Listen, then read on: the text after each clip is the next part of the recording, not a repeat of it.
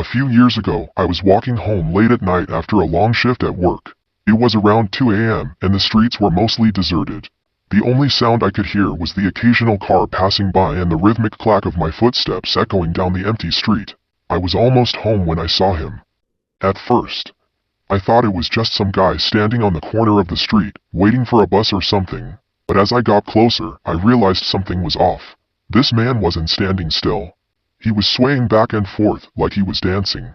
I slowed down, confused, and just watched him for a moment. He was grinning, no, smiling, a wide, unsettling grin that stretched across his face. It was as if he was waiting for me. It wasn't a friendly smile. It was more like he was enjoying my discomfort. I couldn't help it. I turned around and began walking in the opposite direction, picking up my pace. But when I glanced over my shoulder, I saw him following me. He wasn't walking. He was dancing. He was skipping and hopping in my direction, still smiling. At this point, my heart started pounding and I broke into a full sprint. I didn't dare look back.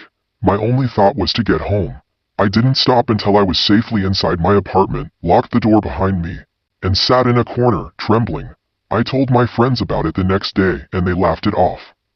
But the thing is, every time I think about that night, I realize something. He never made a sound. Not a single footstep. It was like he was floating toward me. And ever since then, every time I go out at night, I'm always terrified that I might see that smiling man again.